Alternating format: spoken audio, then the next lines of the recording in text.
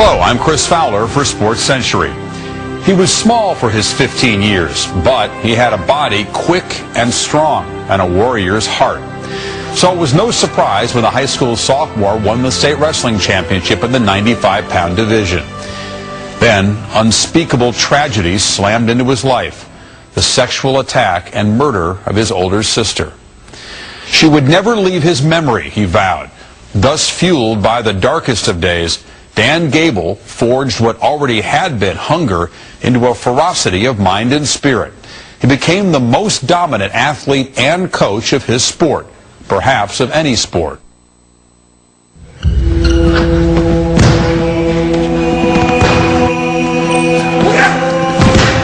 It's the most primitive of all things that people do. It's the first thing that kids do. You know, they start wrestling around with each other. The whole idea in the sport is for one man to dominate the other man.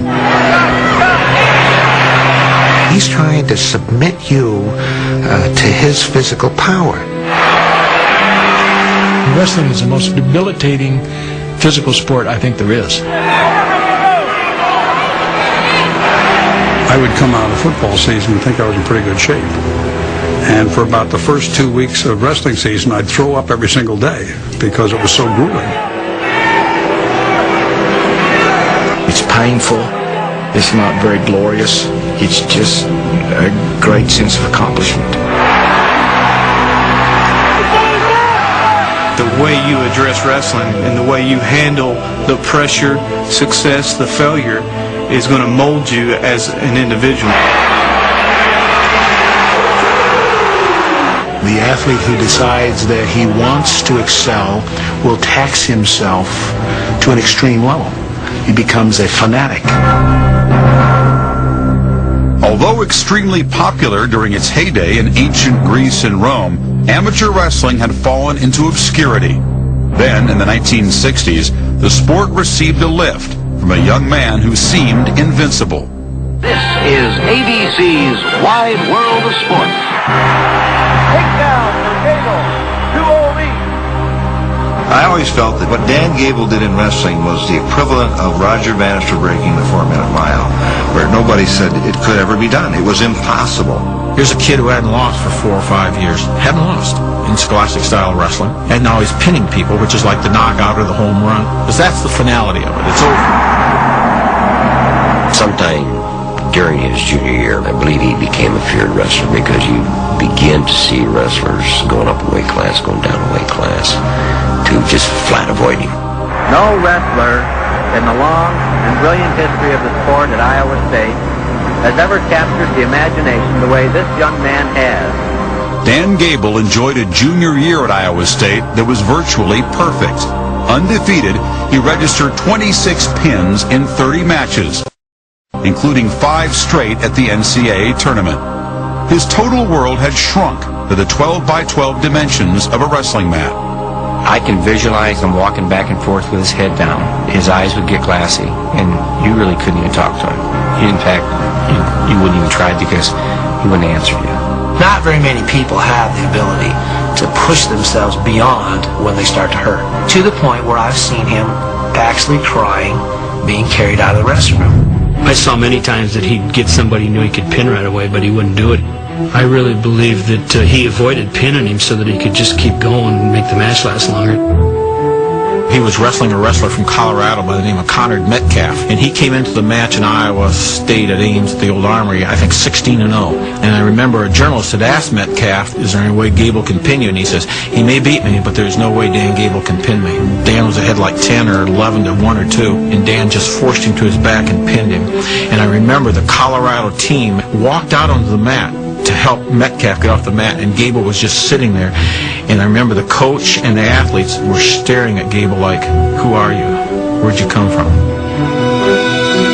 All of a sudden, he's the closest thing to a superstar there's ever been in wrestling. He wasn't a great interview or anything. You just had this great single-mindedness that people admired. He was able to concentrate on one area. Wrestling was all he cared about. He literally ran the class every day and he always had ankle weights on his ankles, and he always had a rope in his hand, and he'd sit in class and he'd do isometrics during class. And he didn't just do that once. I mean, that's the way he was. I went to a movie with him once or twice, and he'd usually leave because he wanted to go work out. You're sitting there engrossed in the movie, and all of a sudden Dan will hit you and say, I gotta go. There was a point in his life where I would have, if somebody were to ask me about Dan, I'd say he's socially retarded. He didn't have a social life. He was so shy, he wouldn't talk to any girls, and we would always get him on campus, and we would run up and start telling everybody, you know, this is Dan Gable. You guys know he's the most famous wrestler, and he would literally run away and hide.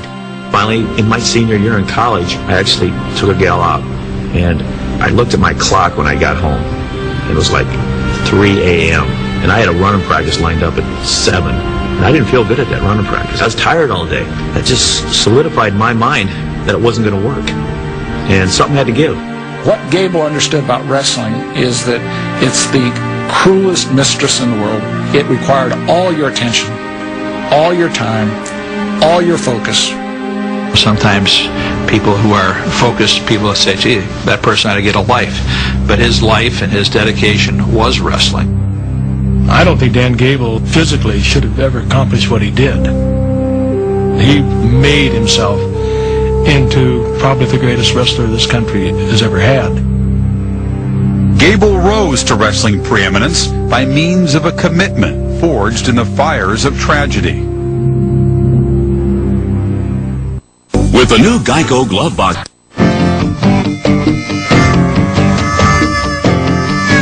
Waterloo, Iowa is not for the faint of heart.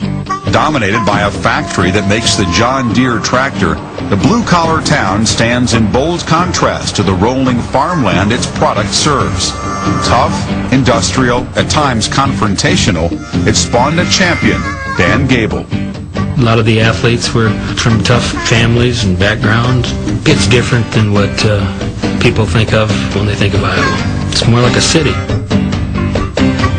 Critics of Waterloo would say it's a Joe Sixpack town. There was a lot of drinking families, and I would say it developed, for the most part, hardcore, hard-living people. Born in October of 1948, Dan Gable was the younger of two children of Mac, who sold real estate, and Katie, who reared her children by a severe code of behavior.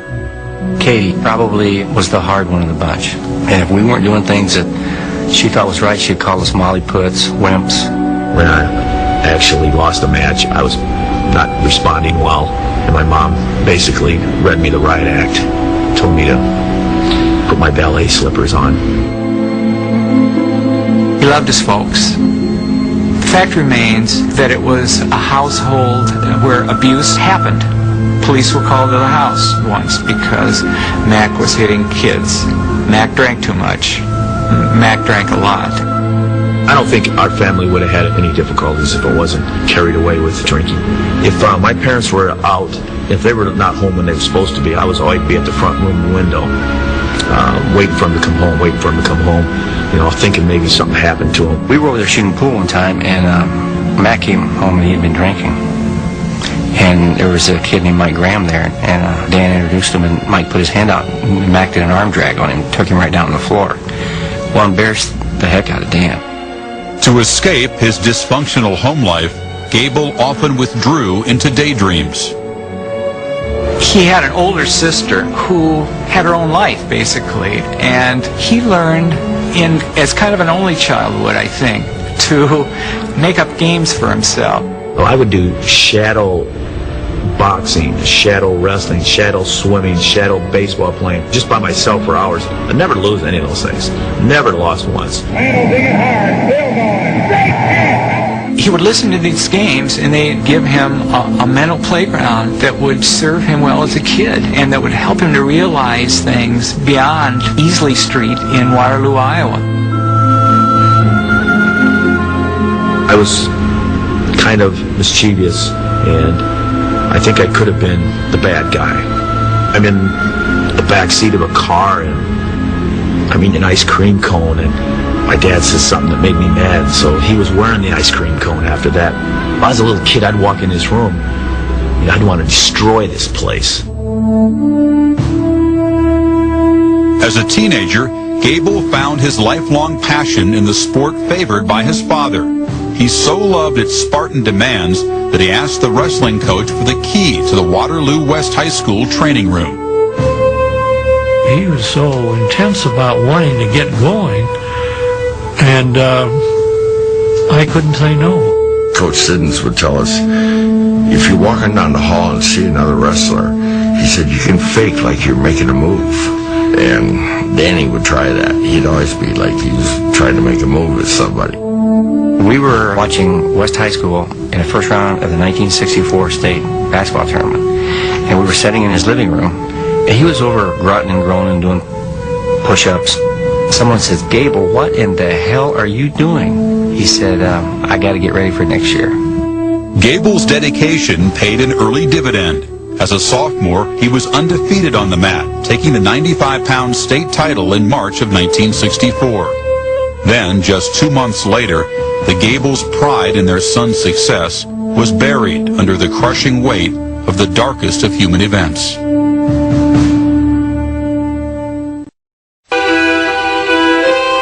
On Memorial Day weekend, 1964, Dan Gable and his parents left for a fishing trip at Harper's Ferry on the Mississippi River.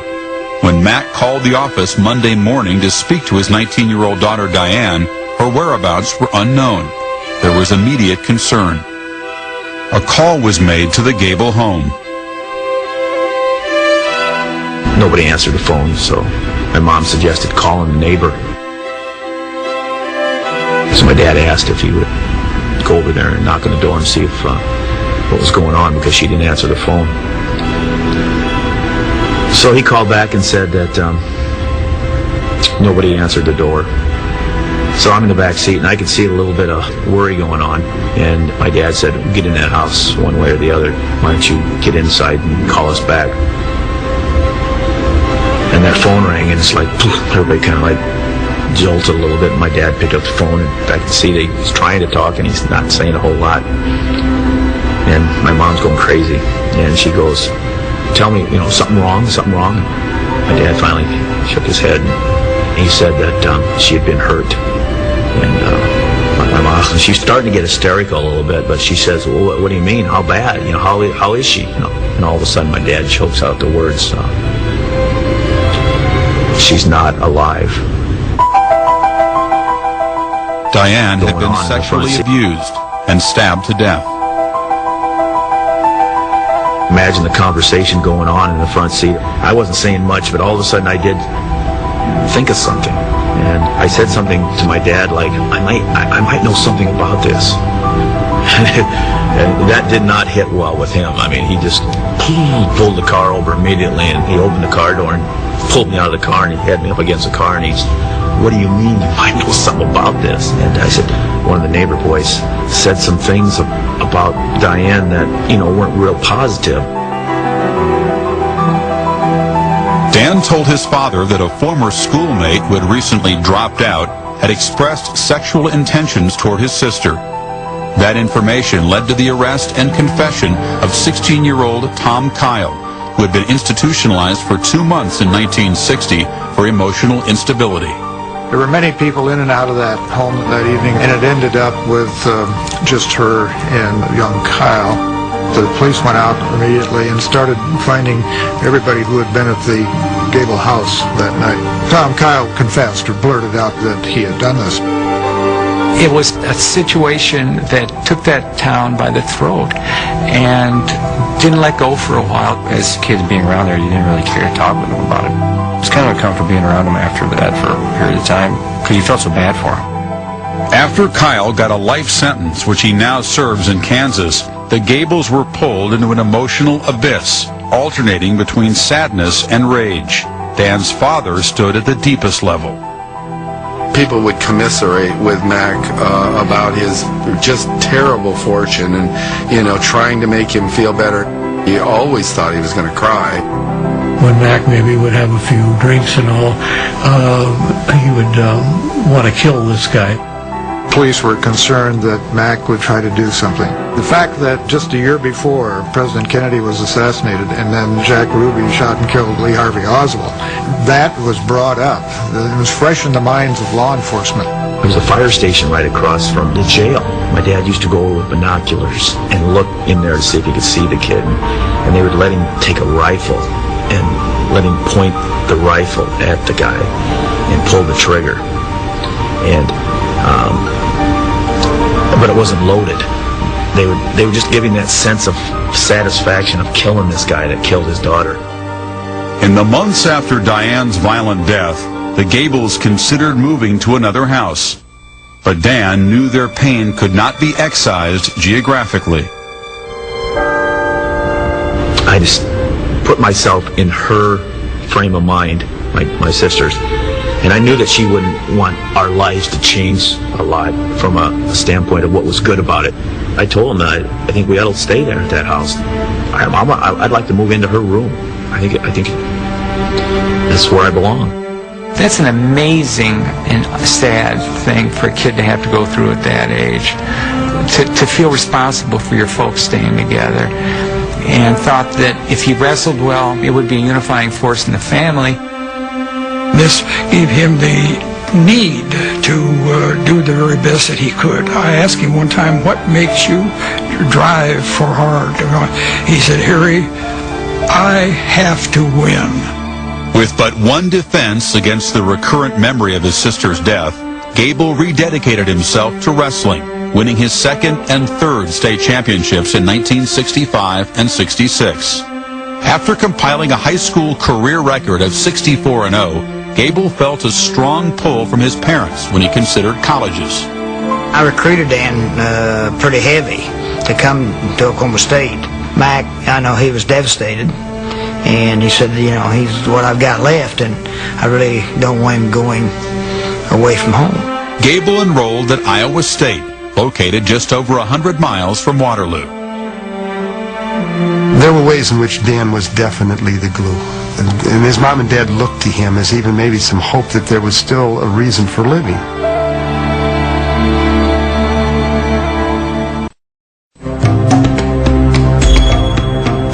Gable was going to go out there. He was going to beat his opponent. He was going to shake hands. He was going to walk off the mat. The time for celebrating came from the time he walked from the center of the mat to the edge. Then it was on to the next one. Humble off the mat as he was combative on it, Dan Gable extended his perfect streak, winning NCAA championships in 1968 and 69. Continuing his march through his senior year, Gable took a 181-0 record into his match with Washington sophomore Larry Owings in the NCAA Finals. Iowa State had just honored him 2 weeks earlier with this big awards ceremony and blanket. There's a place underneath the eye where we'd like to place the undefeated national champion at the end of the year. We have made room to add outstanding wrestler at the NCAA tournament. None of those opponents had a chance against Gable. Larry Owings didn't belong on a mat with Dan Gable.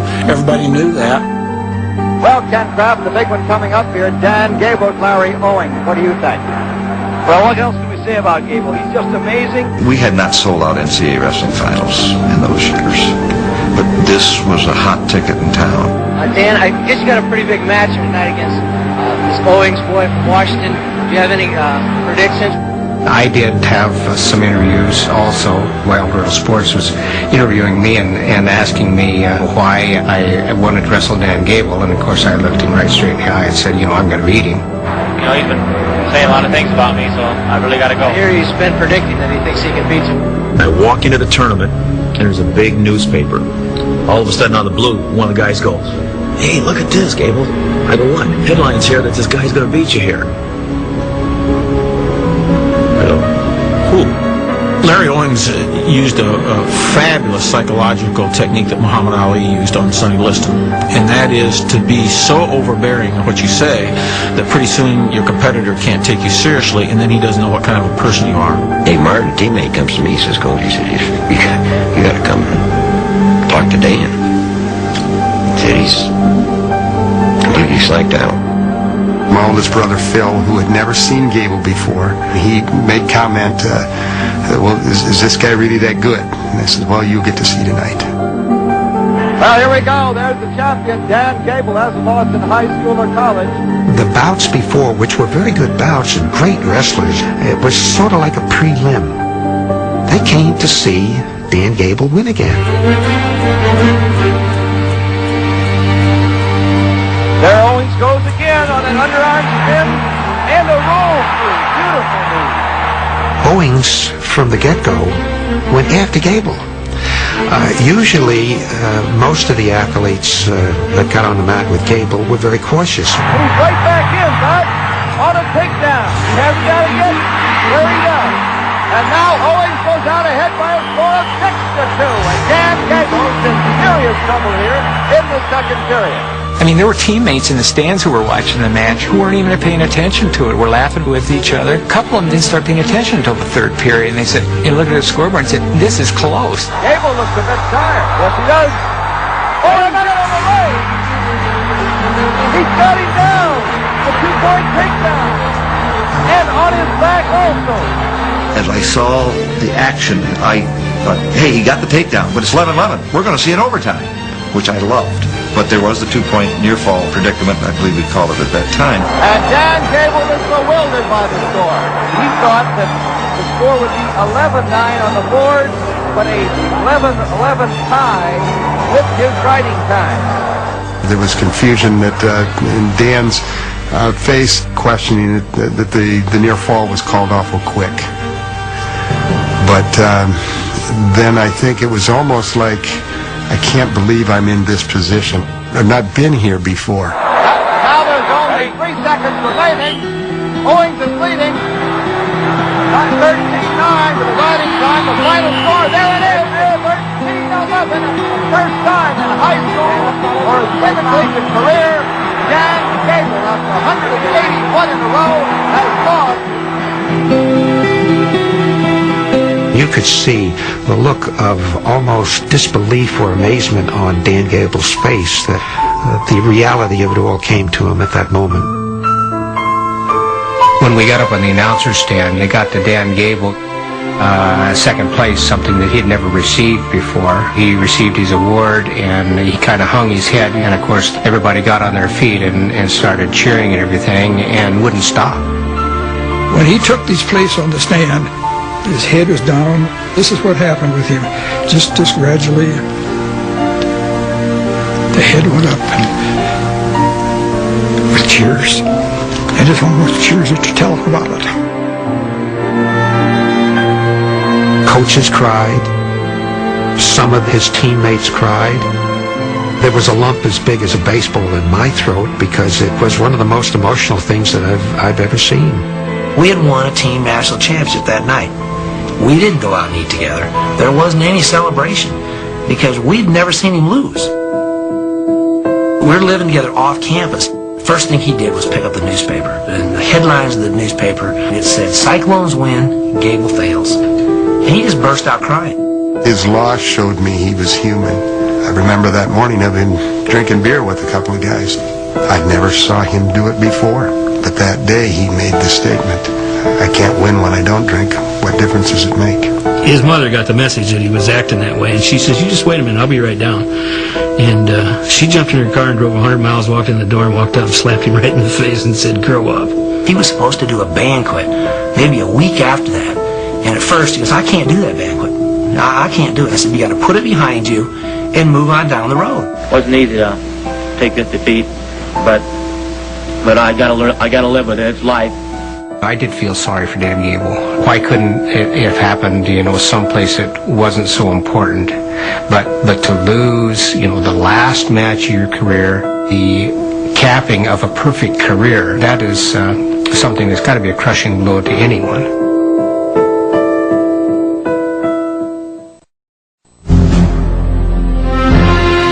After the emotional fallout from his first defeat, a regenerated Dan Gable attacked world competitions with ferocity, winning 4 international titles and beating his nemesis Larry Owens in the Olympic trials. Arriving at the Munich Summer Games in 1972, Gable had gained a level of fame unknown to his family and friends. I was in Russia, and I'm in the semifinals of a huge Russian tournament. The guy went out of bounds. It was a tough match, and when I looked to face him, all I saw was his back. He was walking out of the gymnasium, out of the arena. He had thrown the towel in. The crowd, they went crazy. And they weren't booing their guy. They went crazy for me. Embraced by Russian fans, Gable confounded Soviet leadership at the 1972 Olympics. The Soviet Union had a machine. They won every Olympic and every world competition during that entire period of time. But they were miffed by the inability to put a person on the wrestling mat that could beat Dan Gable. They tried to disqualify him when he cut his eye in the first period. First match. Russian doctor came over with the idea of disqualifying Gable, and we wouldn't let him into the corner. But they would love to have disqualified him because they couldn't beat him. He was drug tested 3 times. The Russians said, you must drug test this athlete. There's nobody that can compete at this high a level unless he's on something. Solly, it appears, Ken is just trying to survive this. Yeah, he hopes to get through the match. All of a sudden, you see this metamorphosis take place over his opponent. There's the fall, Frank. It's all over. Dan Gable has pinned Safer Solly of Yugoslavia. They were not just down and pinned, they were whipped. And they were exhausted. And he would stand up, and he wasn't even breathing hard. Gable's superiority over his Olympic competition was so great that he never lost a point while winning 6 straight matches. Dan Gable has won the gold medal at 149.5 pounds, defeating Ruslan Ashuruliev of Russia 3-0. And in my book, maybe the most dedicated athlete I've ever known. He's walking off the mat, and we pick him up and start carrying him. And as we do, Dan is sitting up on our shoulders saying, "What are you doing? Put me down, put me down." And he just continues to say, "Okay, I came here to win, and I did. So put me down." During the national anthem, several things flashed before my eyes and my mind. And one of them was my sister, a big picture of my sister. And it was just like a gratifying type of situation with me and her at that particular time.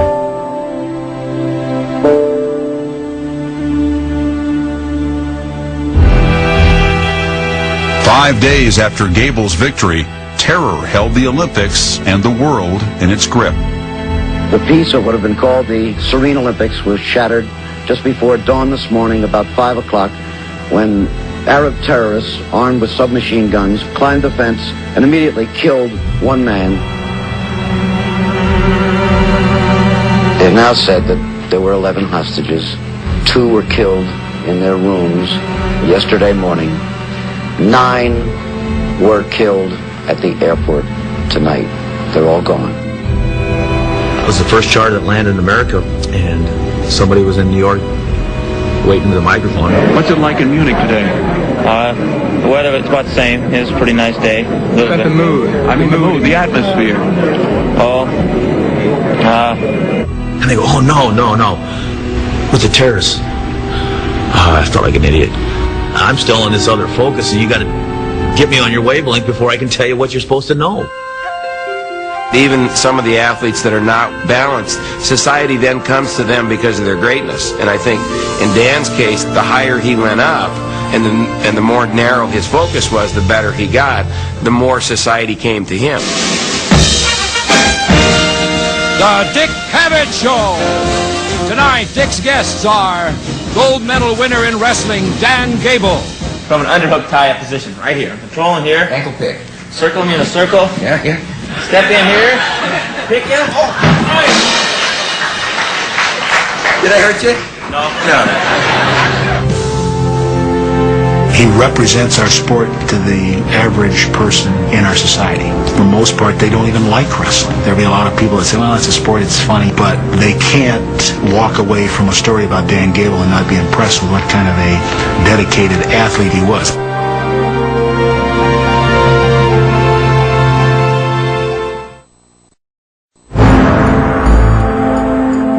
Shortly before his gold medal performance at the Munich Olympics, Gable was laying the foundation for his future as an assistant coach. But his choice of schools was a shocker. Iowa State's arch rival, the University of Iowa. The problem that we had, our athletic director was sort of dragging his feet. And finally he decided, okay, we'll call him and hire him. The only problem was that 24 hours earlier, Iowa had taken him. He wanted to stay at Iowa State. He was just hoping that they would work out some way that he could stay. Dan Gable never wanted to be a Hawkeye. 4 years after his controversial move to Iowa, Gable became the Hawkeyes' head coach. It was clear the coals of competition never burned brighter.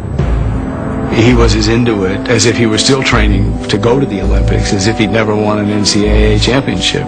His wrestlers had to sort of work twice as hard just to keep up with him, and he wasn't even competing anymore. Lou Bannock, when he was national NCAA champion heavyweight, I said, what's the toughest thing you ever went through, Lou?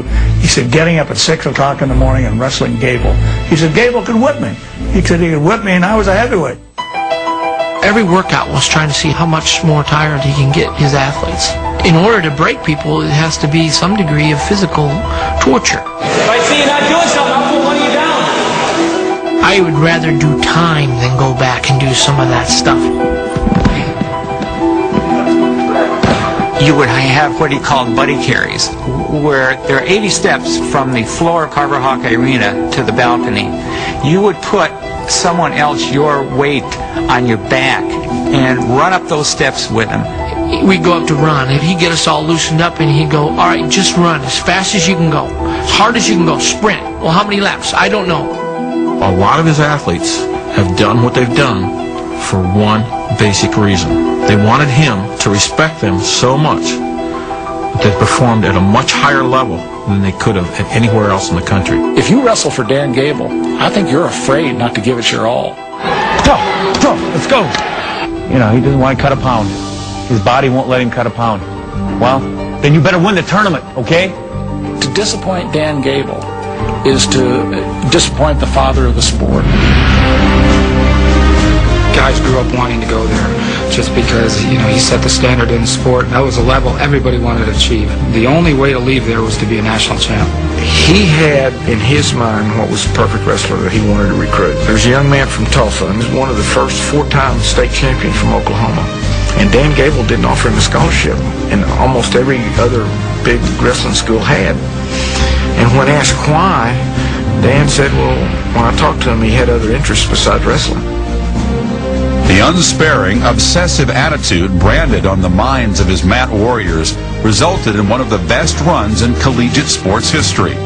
Beginning in 1978, the Hawkeyes won 9 straight national championships. Every team rule was set to the individual. He knew everybody so well, what made them tick, what was wrong with their girlfriend, you know, did they go out the night before? They'll work and work and work while other coaches are home with their families or out dining or playing golf or something. Gable's trying to find out about his athletes. That was his life. You know, we were his life. We were, you know, what he enjoyed. I remember driving around town, and we'd have to tell him where to get to places, because the only place he knew how to get to was Carver Hawkeye Arena. I can remember being at press conferences year after year. What keeps you motivated, Dan Gable? And he would say, I want to have 10 national champions. I mean, it wasn't something that was funny or humor. It was just, I want to have 10 national champions. Next question. Perfection is something that becomes very elusive, because the harder you pursue it, the more you achieve it, the more you want. It's never enough. You become an addict. It's not that you want to win, it's that you have to win. And that is exactly what Gable is all about.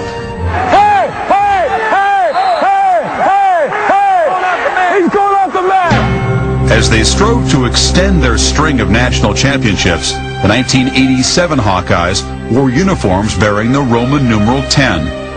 This intriguing story of Dan Gable and the Iowa Hawkeyes and their attempt to win an unprecedented 10th consecutive national championship. There was no really reason to believe that we wouldn't win the 10th. And it was like, wow, that's kind of cocky, but so what? We're all a little cocky in that program. After 9 years on top, Gable's drive toward history was halted in its tracks by his old school. There's a ball! And there's the team championship for Iowa State. We took second to a great team And it was like JFK got shot again when we came back here. It was mourning. It was bad. It's kind of amazing that it happened to me as an athlete, and now it's happened to me as a coach, and I didn't even catch it. I mean, I think I'd be smart enough to realize that one loss that still bothers me today wouldn't have happened in my coaching, but no, it happened. He wanted to change everything. He thought he was losing grips with the team or something. He thought it was just the end of the world. While Gable's Samurai were winning matches, medals, and fame in the 1980s, some of their off-mat activities were bringing dishonor to the university. They were making it on the police blotter, for one thing. And I don't mean routinely, but enough so you really started picking it up. You notice guys who'd been charged with drunken disorderly. Wrestlers would get into fights at bars with basketball players. I mean, they had no respect for basketball players. I mean, what are these guys? They just run up and down the court, they do wind sprints, and this is a hard practice. There was one wrestler in particular. There'd be nights where he'd be calling and saying that, he'd need a ride or whatever, and so my dad would go pick him up and bring him here, and he'd spend the night on our couch. They needed help. They were doing too much partying or whatever, and the newspapers were writing about how, Gable should kick this kid off the team. I just remember Dan saying, well, if I didn't let this kid back on the team, what else would he have? This is the only thing he has in his life. We'd have internal meetings. So-and-so is going to be out of practice because he was downtown in a fight again. And he kept telling us, he goes, I don't have any control over it anymore. The institution has taken over. I can't come to your rescue anymore. In the wake of repeated offenses, adverse publicity, and tighter university control, Iowa's wrestling team experienced a 4-year drought. Meanwhile, Gable entered a period of reappraisal. That was the first time that I saw Gable have some indecision about what to do. Between 1987 and 1990, Iowa struggled, but Dan Gable's taste for victory never dulled. He began to stoke the coals of greatness, and the Hawkeyes won 5 titles in the next 6 years. I remember the first time I really saw him on campus when I came here, he said to me, you're going to be the guy that wins 4 national titles for us. That day I started to think, I'm going to be a 4-time national champion. Lincoln McElravy was key to Iowa's resurgence, winning national championships in his first 2 years. But when the Star faltered in the 1995 NCAA Finals as the #1 seed, the loss cut deep across the grain of Gable's victory-driven heart. Marionetti is going to upset 2-time champion Lincoln McElravy. His wrestlers are like his sons. Each loss takes something away from him. He really saw that loss as kind of a reflection of his own loss. I've never seen my dad go through something like that, just because I think it brought back so many memories for him. After sitting out the next season to try out for the U.S. Olympic team, McElravy returned to Gable's fold in the fall of 1996. Striving for his 15th NCAA championship in 21 seasons as Iowa's head coach, Gable, at 48, began to break down physically. In December of '96, he tried to get up out of bed in the morning, and all of a sudden he just fell back onto the bed, and just by getting out of bed, it had fractured his hip. In January of 1997, Gable's left hip was surgically replaced. True to character, he was back with his boys 16 days later. Time! Figure 8! At the Big Tens, after he had his hip replaced, we got hosed bad against the Minnesota wrestler. I look over in the stands, and Gable, he gets his crutches, and he comes hobbling up there, and the match is going on, and takes his crutches and just bangs them twice. Referee blows a whistle. Hold on, what's going on? He goes over there, and Gable just chewed his butt. That March, Gable's men entered the NCAA tournament wearing the tag of underdog, unusual for him. But the arena where the competition would be held was all too familiar. It was 8 miles from where Gable grew up, hungry and tough. He had a kid named Jesse Whitmer, and the kid had never wrestled in the starting lineup until his senior year. Dan was always believed in him and always was touting him how, he could really be good. He is a first-time All-American. He is now a first-time national champion. He's yelling and screaming and yelling, strongest man in the world, Jesse Whitmer, the strongest man in the world. Lincoln McElravy didn't disappoint either, winning his third individual title. Iowa's 170 team points set a tournament record as the Hawkeyes won the NCAA championship. Dan was a great visionary, but I don't think he even quite envisioned what they accomplished that year. I remember at one point during the tournament, he came up to me and he just says, "I can't believe this. Can you believe this?" It was crucial that the national tournament would be in Cedar Falls, Iowa, and for him to end there, it was kind of a closure that I think he was looking for. On July 14th, 1997, Gable announced his retirement. With 15 national titles as a head coach, he knew he had achieved greatness, if not the impossible dream, born deep in a childhood that could not endure defeat. Lenny Zaleski, Scott Trezino, Tim Riley, Jeff Kerber, those are young men that never reached the pinnacle, that were this close. And stuff like that eats at me. It was an astonishing thing to say, to sort of admit how devastating those losses were when you consider how many victories there were alongside them. But I think that psychologically, that's completely consistent with who he is. Gable has remained close to wrestling as an athletic department assistant for the Hawkeyes and as an analyst for Iowa Public TV. Oh boy, I tell you, this is quite a scramble. People are having a good time here. He used to have a saying that the best thing about wrestling is it teaches you how to get off your back, and life puts you on your back all the time. Dan Gable is bedrock middle America. You're not going to be anything else when you grow up in Waterloo, Iowa. The basics were hard work, perseverance, dedication. Life, according to Dan Gable, is a simple process. A stranger at Dan Gable's door in Iowa City came with one request. Please, would he wrestle his idol? Obliging beyond reason, Gable relented and deftly deposited his visitor on the basement floor. The man left looking like he'd been blessed.